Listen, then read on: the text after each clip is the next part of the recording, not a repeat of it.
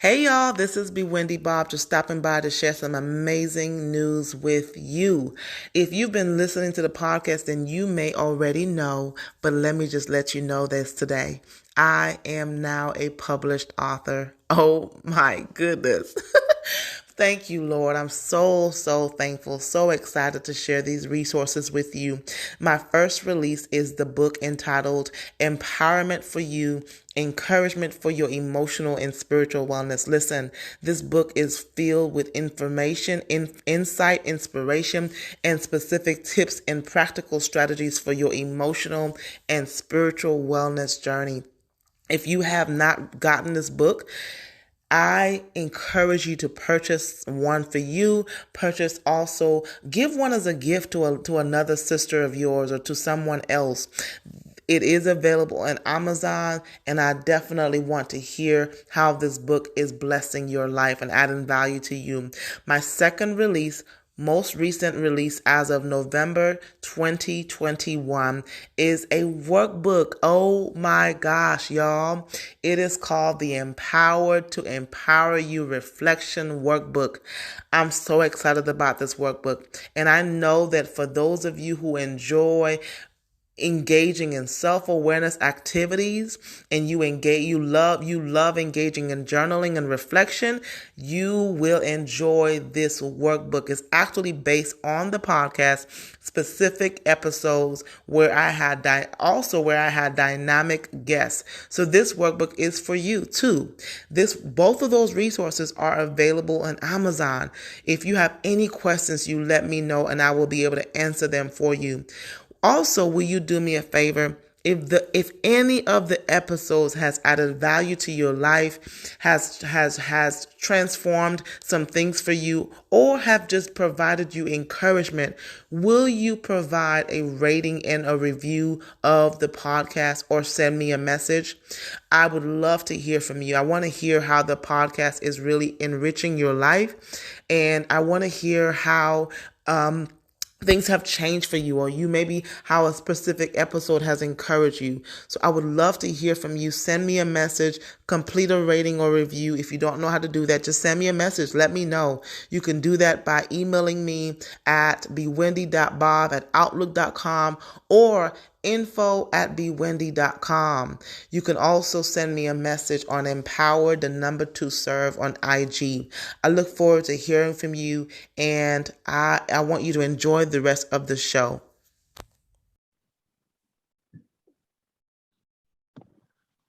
Well, hello, everyone. Welcome to Empower to Empower You podcast. I am your lovely host, Miss Bewindi Bob. I'm so glad to be back at the microphone. I hope that y'all are having a wonderful week. By the time you hear this podcast, we will be on our way out of January into February. So if I haven't said it to you, Happy New Year. For those of you who've been following the podcast since January 2020, thank you so much for continuing to support and as well as share the episodes. I hope that this has continued to add value to your life. For those of you who are new and you stumbled upon the podcast, I welcome you. I want you to know that Empower to Empower You podcast is about all things Jesus Christ, mental health, all things wellness, to help you be inspired, to help you be equipped, to help you be encouraged and empowered, and be the better version of yourselves. So I am excited. I know I don't always get to say this, but I need to say it today. When you listen to this podcast, it is not to substitute or replace therapy. It is not to substitute or replace therapy, but it is a great companion and a great addition to your work with therapy, as well as it's not to replace the Word of God. It's not to replace church, but it's a great something to accompany or something to help you for your own development as you're listening to me while you're driving or chilling or whatever it is that you're doing. I do want to let you know that just in case you did not know, the previous episode was episode number 101. Can you believe it, y'all? I am in the hundreds.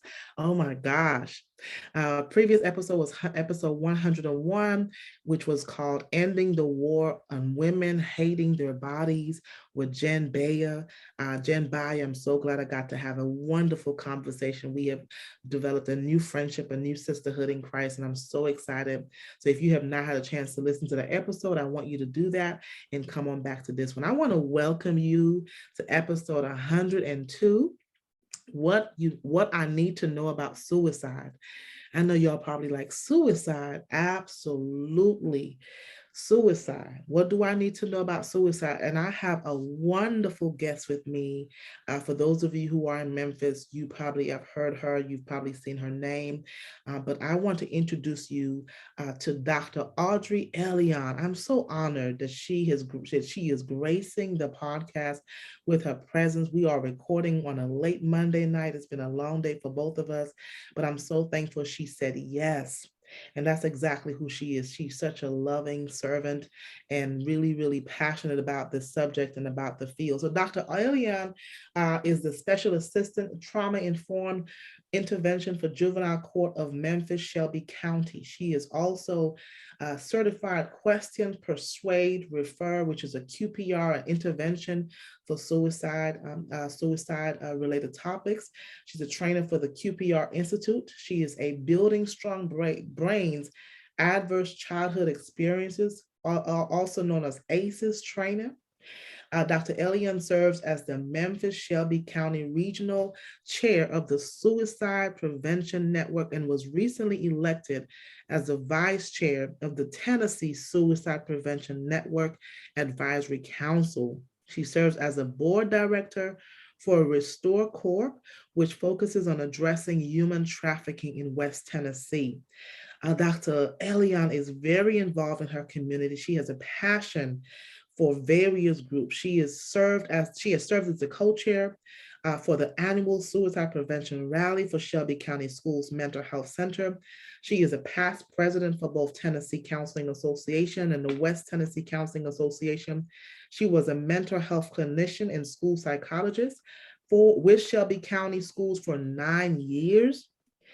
And she has received numerous awards and recognitions for her leadership, her volunteerism, and clinical services. Some of those awards include 300 Moral Leaders Award, Delta of the Year 2021, Certificate of the Special Congressional Recognition for Education Award from Tennessee Congressman Steve Cohen. The list goes on and on and on. This woman, I don't know how she does it all. And here she is as a podcast guest on a Monday night. Dr. Audrey Elion, thank you so much for gracing us with your presence and your knowledge today. Welcome to the podcast tonight. Oh, wow. Thank you so much, Bewindi. I'm sitting up here blushing. I'm like, who is she talking about? Is she talking about me? I'm talking about you. Yes, ma'am. Yes, ma'am. Well, thank you so much for having me on. I feel blessed and honored to be a part of your podcast. So thank you so much for having me. My pleasure. So let's dive in. Tell us more about how in the world did you get into this work? This is not just passion for you, but it's purpose. How did you get into this work? Long story short, let me say this. Growing up, I always knew I was either going to be a psychologist or an attorney. I feel like either way, I'm advocating on behalf of those in need.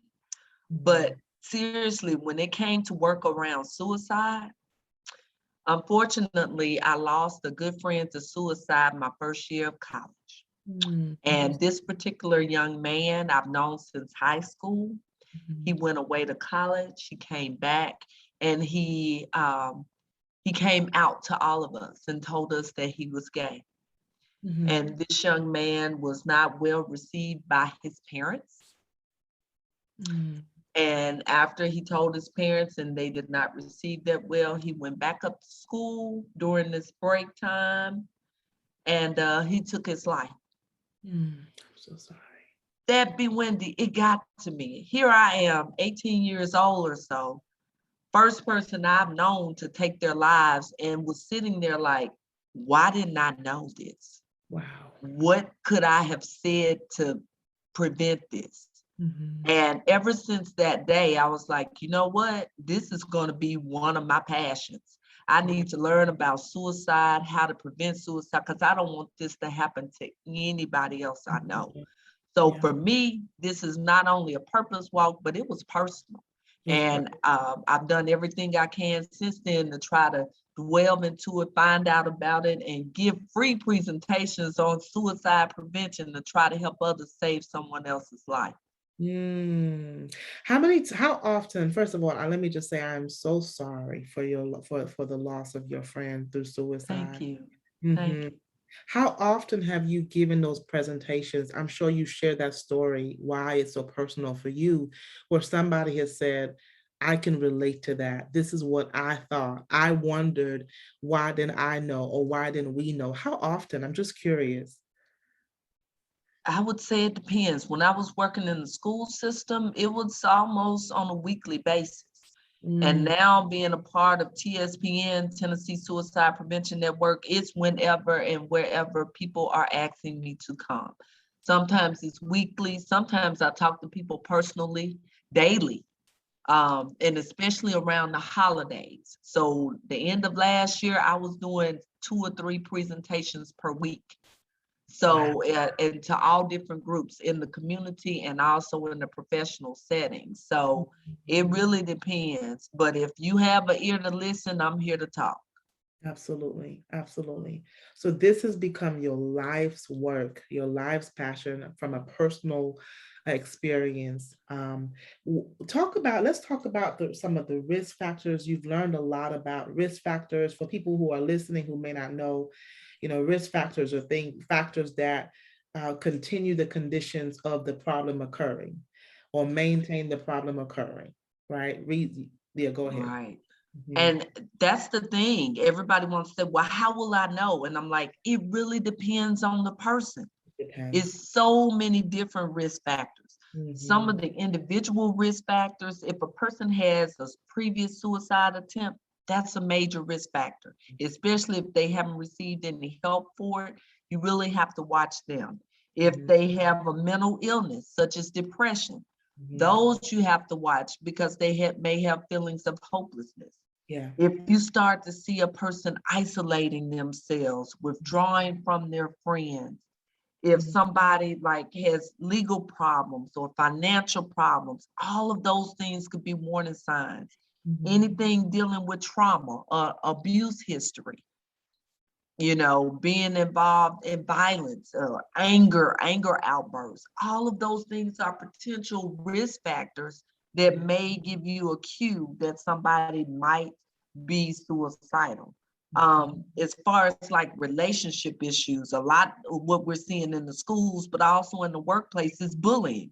If Yeah. you have somebody that's constantly being bullied, a Mm. lot of times they are trying to find an out. Okay. If they Yeah. have had a relationship breakup or loss of a loved one, sometimes they're so saddened by that and they feel like they want to be with that person. Yeah. Or they're saying, well, if you break up with me, I'll kill myself because they feel like they can't go on without that person. So Mhm. those are like the relationship type of risk factors. Would you And say then church you hurt? Would you say church hurt is one of those factors for some people? Church hurt, like people who have been hurt. Yeah.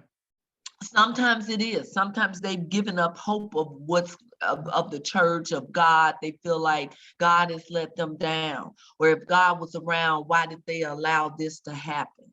Mhm. And it's sort of sad when you think about it, but then within their mindset at that time, they've lost faith. And Mhm. so a lot of times we try to talk to them and try to also use that later as a protective factor if need be. Yeah. We also have community risk factors. So sometimes if there's a suicide in the community, they call that contagion. A lot of people may try to attempt because somebody else had. And Mm. sometimes, societal, they feel like it's glamorized. Death is glamorized. So if other people are doing it, I'm gonna do it. Yeah. Or social media, they've been on social media and people have put them down and said, well, yeah, go ahead and kill yourself. So there are numerous of risk factors that show you that people might potentially try to take their lives depending on what's going on at that time. Mhm. And the thing to keep in mind is not just a certain age group, right? Or a certain demographic or a certain, it used to be where you hear certain things and you would just think, not you, but not me, but people would Yes. say, oh, that's just, that's a different race or ethnic thing, but it's not, it has nothing to do with ethnicity. It has nothing to do with age. We know that 10-year-olds are thinking about suicide and either actually completing suicides, right? And so talk a little Yes. bit about that as well. Suicide is universal, you all. This can happen at any age range. The youngest I've seen anyone try to attempt that I know of personally is 6 years of age. Okay. Wow. So I will say this, in the world, we're looking at the second leading cause of death for ages 10 to 14 and 25 to 34 is suicide. That's Mm, the leading cause of death. Only second to accidents. Okay. And wow. then the highest age group that we're looking at is 25 to 24. Mm, So, I mean, you're talking about our young people getting up to middle age are mm, taking their lives. And within here, the state of Tennessee, just in 2020, because they do the results every 2 years, we lost over 1,200 people to suicide. So mm. we're looking at that. But some of the trends that we're seeing over the last 2 years, the rates went down a little bit in 2020. However, those minority populations, African Americans, Native Americans, Hispanic, their rates increased, Mm. whereas white males decreased. And typically, white males have been the highest percentage of those completing suicide. Wow. But the rates of those of color have increased. So, yes, Wendy, it can happen to anyone, but we are seeing now a trend of people of color who are attempting more and completing more. Yes, yes. So you identified several risk factors. The other factors or the other type of factors are called protective factors. And for Right. people who are not aware of what that means, for people who may not be, that's such a clinical term. That's not really a clinical term only, but for people who don't know, protective factors are factors that help to promote resiliency or positive outcomes. Yes. So what would you say are some examples of protective factors that people need to be aware of so we can continue to build on those protective factors? Wendy, that's an excellent question. Protective factors are, let's say, social supports. Yes. That's your family. Mhm. That could be your friends. Mhm. That could be your pastor, your church group. It could be a sorority or fraternity, whoever you have that's around you, your mentors. Mhm. Those are protective factors. That means you have a village sort of helping to protect that person. Mhm. You also, protective factors could be coping and problem solving skills. Yeah. That's very important. If you have someone who's suicidal, but then they learn how to cope and they learn how to use skills to try to grieve and get through those stressful times, that's a protective factor. And Yes. then sometimes cultural and religious beliefs are protective factors, but especially if they discourage suicide. So Yeah. sometimes people feel like suicide is wrong, it's a sin, I'm not going to do it. So that can also serve as a protective factor. And Mhm. then, of course, I'm going to always say mental health care. If Absolutely. you have a Yes. therapist or a primary care doctor, Yes. sometimes that physical, you might need that additional help to Yes. help you deal with whatever stressor you're dealing with. Yes. And this is another one, and I know some people might get mad when I say this, but another protective factor is someone having limited access to lethal means, Mhm. because the number one cause of death for people who commit suicide is firearms. Mm. 63% usually kill themselves, that we had in 2020, died by a firearm. So it's Wow. a gun. So if you limit the access to lethal means, or at least have it where You have safe place to do it, a lock box, a gun box. You have a family member to take the gun out of the house, especially if we're talking about adults or kids that we Right. know that may have access. That could also help. Mm-hmm. Not only to lethal means, the second leading form of way that people try to take their lives is through pills. Okay, whether prescription pills, things like that. So taking away that narcotics you might have could be one, alcohol and substance abuse could be one. Parents, if you have bare aspirin, any type of aspirin, kids, adults take overdose. Yes. Instead of killing themselves, they will take pills in order to fall asleep and not wake up. Mm-hmm. Mm-hmm. So it really depends on them, but those protective factors definitely come into play. Absolutely. And now, as you're talking, I'm thinking about even a person who wants to live, a person who, even the word of God says a hope deferred makes the heart sick, right? So a person who wants to live or has goals and dreams for themselves, or as you said earlier, any positive relationship, or just their own drive to want to have a better life, even if they may have had suicidal thoughts in the past. Those are all protective factors for sure. So it's just so good to know. I mean, I wish there was a way for us as a society to do a better job of screening or asking questions, of asking questions of have you had thoughts to die or not want to be here? But we don't, on a whole, we don't do a good job with that. And so if medical providers knew, or if people knew that this is a risk factor, then maybe I would be cautious or more cautious to prescribe this medication, Right. or to, offer this intervention or whatever the case may be, for sure. Yeah, And definitely with that, so you're looking at those factors, but then you have to know what the warning signs are, Bewindi. absolutely. There are Yes. so many different warning signs. So you may have someone that has a preoccupation with death. They're always talking about it. And a lot of times we dismiss it. Oh, they're just talking. They're Yeah. not going to do anything. So the warning signs are usually there, and people usually communicate that they're going to take their lives. But a lot of times, us as the general public or as a family member, we're either in denial, or we think it won't happen, or we're hoping it won't happen. Yeah. But if you start to see those drastic changes in behavior out of people, usually they're happy and go lucky, and then now they're angry. Now they're standoffish. They used to be active in sports and playing things and going out, and now they're staying in. Mhm. They're overeating, Yeah. under eating. Mhm. They're sleeping longer periods of time, Mhm. or not sleeping enough. A lot of times you'll start to see all these drastic changes. And of course, some of the traditional ways, they start giving away prized possessions. People still do that, and we're looking at it like, well, why would they just give me that Apple Watch? Mm. They wouldn't just give you this Apple Watch. Right. Something else is going on. And Right. sometimes they start doing reckless things. We see that a lot in the criminal justice system. Their Yeah. behaviors start to get riskier and riskier. They Mhm. put themselves in harmful ways, knowing that the outcome might be death.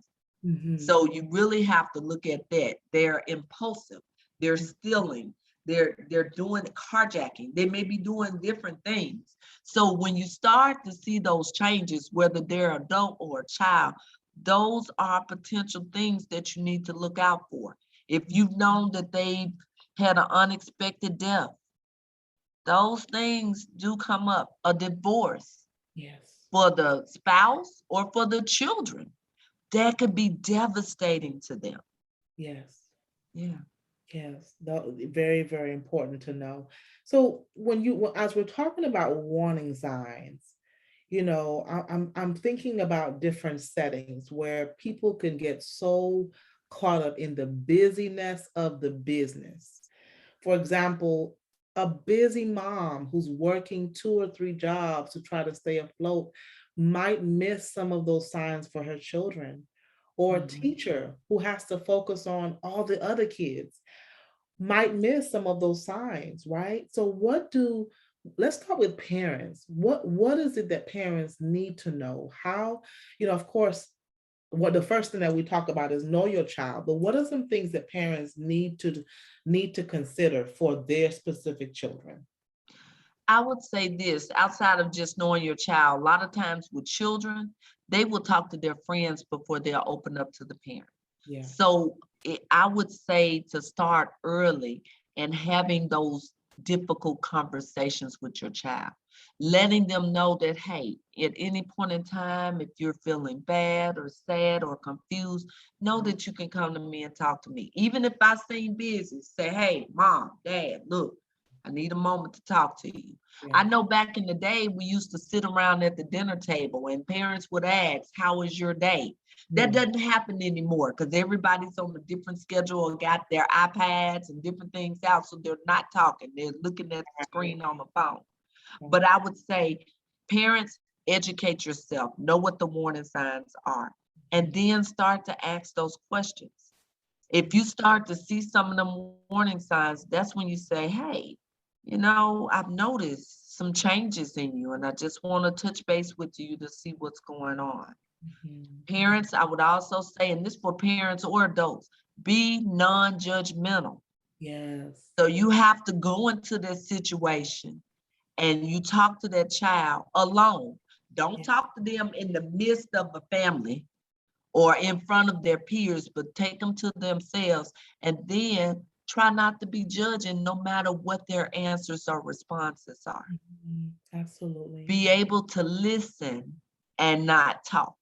I have to say that a lot to parents. They'll turn it to about them. Well, when I was your age, I got over it. It happened. It's not about you. Right. You really have to listen to your child. Yeah. Find out what is going on and don't minimize their experience. Don't minimize. Yeah, and it's so important to confront the elephant in the room. So, for example, if your child all of a sudden starts wearing long sleeve sweaters and it's summertime, right? Like maybe that child started to self harm, and that's a very common behavior among kids, and they may not be doing it because they want to die, but it's still a risk factor behavior, right? They may be doing it to deal with their own pain or to release themselves from pain, but it's still something to pay attention to. It's something to pay attention to, and it's their sense of control because they feel like other areas of their life are out of control, and this is something they can control, how they cut, how deep they cut. And I would say when the parents, when you do ask the question, don't look shocked.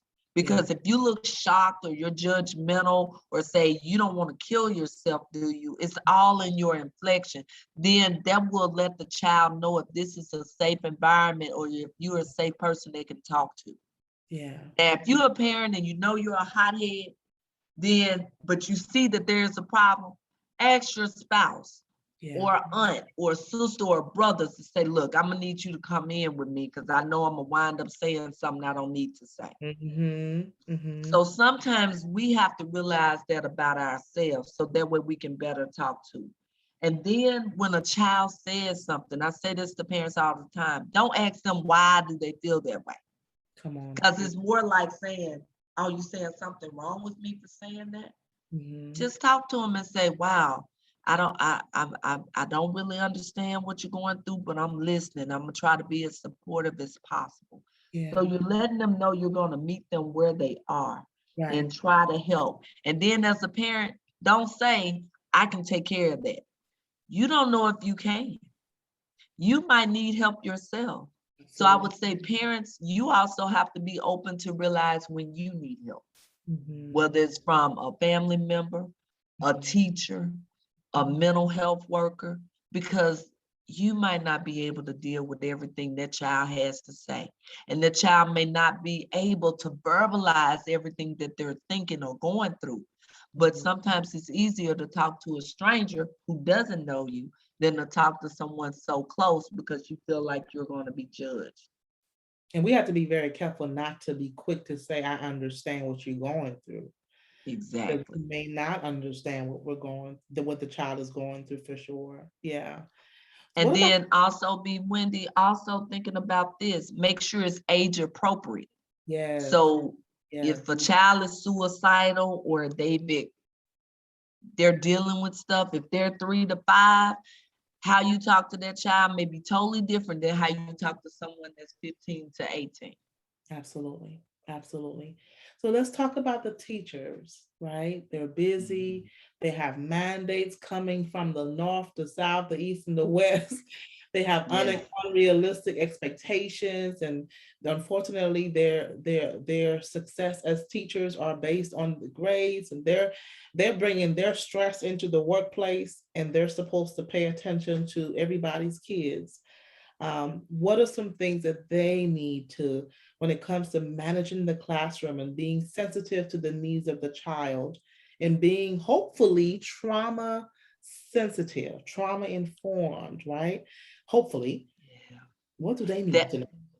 That's the thing, Wendy. As far as teachers are concerned, education. That means whatever classes you can. I know certain districts have it where they do trauma informed interventions training.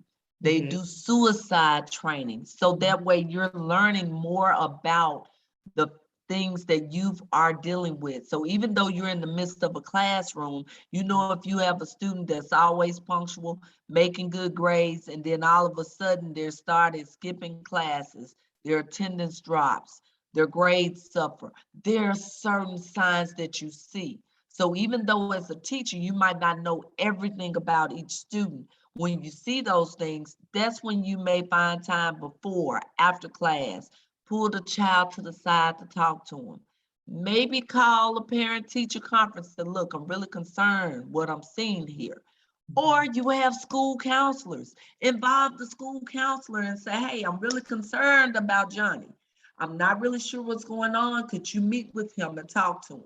And then I would say as a teacher, go back, find out everything you can so that way you can address the subject when it comes up in the classroom. And I'm saying that because a lot of time what we're seeing with youth, sometimes with boys, they may act out in anger when they're upset, as opposed to crying or reserved, they'll come out in anger. So instead of just automatically assuming it's a behavior issue, it may be that they're dealing with some type of trauma. And the only way they know how to deal with it is to respond in an anger outburst or a violent way or impulsive. It may not be ADHD, it may be trauma. And if that's it, you need to be able to know what that is, work with the parents on trying to help get services for the child, and watch the child when you can as you're in the classroom and support the child. So let them know, hey, anytime you need to talk to me, I know I'm busy doing class, but if you need to step outside, if you're dealing with something, talk to me. If you're being bullied, talk to me. So I think it's important too that teachers work with the school counselors, the school mental health workers, if they have them at the school, to try to have programs and little educational presentations to teach the entire classroom, but also to normalize that it's okay not to be okay. Yeah, what I'm hearing a heavy emphasis on it takes a village. It takes Yes. a village, and we are all responsible for this topic. It's not just the counselor, it's not just the QPR trainer. We are all responsible. And so when we talk about responsibility, let's kind of take it a step further to, let's say, you know, somebody is maybe verbalizing some suicide ideations, or they're saying things like, I wish I wasn't here. Well, first of all, let's just take a step further. Let's talk about, I want you to share what are some examples of suicide statements that a person, maybe passive or actual statements that a person may say. And then I want us to talk about what are some ways that, as on an individual basis, that we can respond to that individual. Right. So a lot of times you'll hear, or a person may say, look, I'm just tired of living right now. Things are not working out. I just wish I wasn't here. Yeah. Or I've been beat up so much and I just want the pain to stop. I don't know what else to do. Or you'll hear from adults a lot of time, if my boss come in here one more time and say something to me or dog my pay, I don't think I'm be able to do it anymore. Those are things that you hear, that self-defeatist attitude. And like I said earlier, from teenagers, you'll hear, if they break up with me, I'm gonna kill myself. Yeah. So when you hear those things as parents or adults overall, it's shocking because number one, you don't feel prepared to answer or know what to say. Yeah. So in a situation where they said, yeah, you may ask the question directly. Say, when people are talking the way you're talking, sometimes they're thinking about suicide. Are you thinking about suicide? Yeah. Sometimes the people are relieved that somebody actually notices. Yes. They are like, yes, I have been. So that elephant is now released. They can now exhale. But then you can't open it up and then close the door. Now you got to be there and be prepared to hear what else they have to say. So you can say, okay, tell me more about what's going on. What is going on. Sometimes you need to hear the story. Sometimes they need to be able to tell what's going on. Right. Then as a person on the other side, you got to ask those questions. Do you have a plan? What is your plan? Do you have the means? If they say I'm gonna take a gun and kill myself, do you have a gun? Where is the gun? Don't get focused on it, but you do need to find out those things. Yes. And I mean, it's different for every person, and especially if you know the person, sometimes trigger words that's going to bother them, or things that you can say to maybe get them to open up more. So I would say for the most part, though, you ask the question directly or indirectly. But once it gets out, then try to say, I know other people that are dealing with similar things. Sometimes they've gone to counseling and that's been very helpful. Perhaps this is something that can help you. Yeah. That's good. And you just sort of sit with that and you let that person start to think, well, no, counseling is crazy. I don't think that's going to work. Okay. Well, sometimes who else do you trust? Those are where those protective factors come in. Who else do you feel comfortable talking to? Yeah. That may be another indirect way of getting them the services that they need, but you got to work with them where they are, with who they feel most comfortable with. That's good. That's good. Absolutely.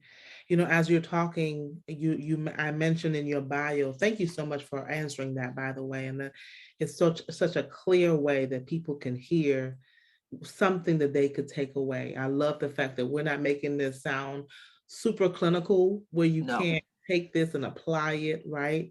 Because we need to be able to hear it and take it away and apply it. Because the people who are listening, unfortunately, we may have to be the people who are asking those questions, right? And so to help people to be more competent in how to ask those questions, I mentioned in your bio that you are a certified question, persuade, refer, or QPR trainer for the QPR Institute. Talk about that. Is that something that you recommend for, people to be trained in, professionals to be trained in? Take a moment to talk about that for a second.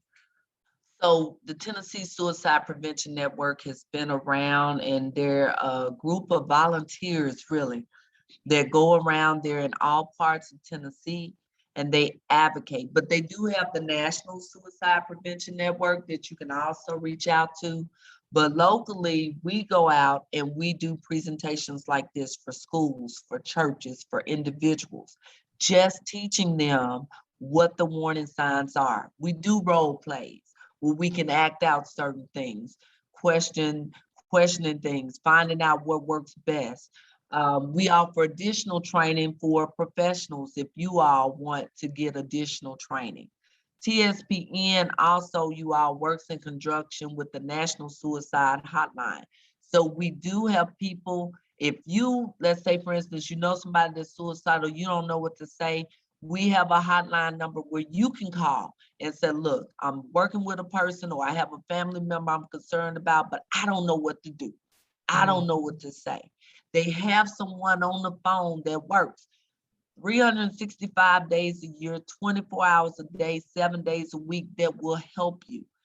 help you with those prompts, give you those things. When you do the full QPR training, we give you a whole booklet of different ways you can ask the question, different responses you can have. If a person is suicidal, they can call this hotline and get some help. We've had some, they've had to call 911 in order to get somebody out to their house to help them. Mobile crisis has been called in certain cases. That's for the adults and the children. So this TSPN really helps to connect the individuals with mental health services that they may need in order to help save their lives. Very good. Yeah, this is good. And for people who want to know the hotline, I believe it's 1-800-273-TALK. That's the national hotline number. National hotline. Yes. And then if you're in Tennessee, we have a local number, so I can give you that for the whole state of Tennessee. It's 1-855-CRISIS-1, which is 1-855-274-7471. We also have what youth have been using, and since the pandemic, our rates of people texting have been increasing. So for those youth that might be under stress, they don't want to talk, but they'll text, all they do is text the letters TN to 741-741. And it goes to a crisis worker who works with them, text them right back, and they go back and forth. So whatever means is going to help that person, that's what we try to do. Meet them where they are. That's so good. Wow. Well, Dr. Audrey, I really appreciate it. I know this work, I'm sure, keeps you very busy. Yes. Very busy. The call is it's a huge call on your life for sure. But if people wanted to connect with you, are there services that you provide, or would somebody just call you to say, hey, come train our team? What are some things that people would call you for? Okay, so I would say for me, I have an email address that I'm willing to give out, but I am willing to come and do trauma training or suicide prevention training, or to train about juvenile court and that process. I am available. I do it for free, you all. I do have a full-time job, but our part is working with the community, connecting, telling you about the services that we have. And I do some of these in the evening, some on weekends. So I'm not just alone. When it comes to things like this, we have a whole network here in Memphis that I work with other mental health centers, agencies, and volunteers. I can't do it all. We're available. So if I can't do it, then I got some other people that may be able to come out and assist you. We have a regional director. His name is Justin Johnson. He's also available to come out. We talk to all different groups, from veterans to those with LGBTQ. We have those who are Spanish speaking. So we do have different ones that will come out and talk about various issues and concerns. So we do want people to know that. But we try to be available. We do intervention things like what you're hearing now, educational things, but also postvention. Postvention is if you need our services after the loss of someone to suicide, and if it's a business or organization, we do work with a lot of mental health centers and clinicians to come out and sort of do a debriefing to work with everybody and get them connected to mental health services in the area. That's good. I didn't know. That's good to know that. Tell people your email.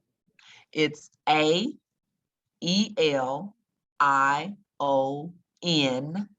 the number 1 at yahoo.com. So my first initial, Audrey A, last name Elion, ELION 1 at yahoo.com. Great. Thank you, Dr. Audrey. Is there anything that I didn't ask you? You know, somebody's listening to you, somebody is saying, hey, I can relate to this topic. I have thought about suicide, or I'm trying to help my child, you know, who's thought about, or anything that I didn't ask you final thoughts, final gems that you want to offer somebody who's listening right now? If you're listening right now and you're suicidal, ask for help. Talk to somebody you feel comfortable with. If you don't, call one of those hotline numbers so that way you can get connected to the services you need. And just know this, even though this is a problem right now, suicide is only a temporary solution. Temporary, y'all. Meaning you could end your life.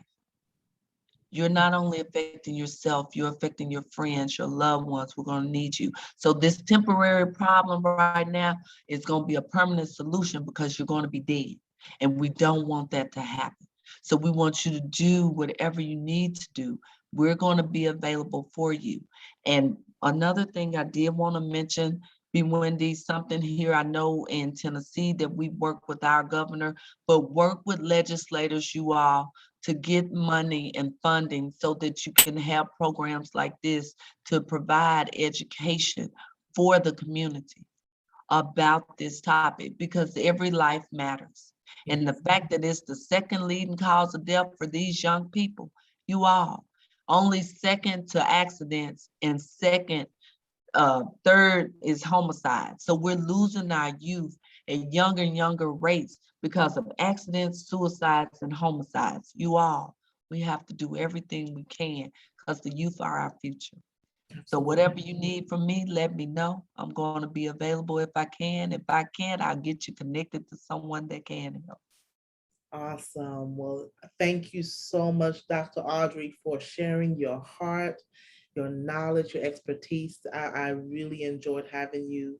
Y'all, I know that this episode was a different topic, a different direction, but a necessary conversation to have. And we need to have these conversations on every platform because it is real. It is real. It has nothing to do with economic, socioeconomic status that we talked about, nothing to do with ethnicity or faith. It has nothing to do. It is universal. It's a universal issue. So whether you're listening in England, whether you're listening in the United States or outside of the United States, it is a universal issue. So Dr. Elion, thank you so much for joining the podcast today. Really, really appreciate this conversation. And y'all, I'll be back next time with an amazing episode. Again, feel free to connect with Dr. Elion. I will put her email in the show notes. If you also want to connect with me, maybe you want to share a story, maybe you want to be a guest, or maybe you just want to connect with me, feel free to do that as well. I'm going to put my information in the show notes. Have a wonderful week on purpose.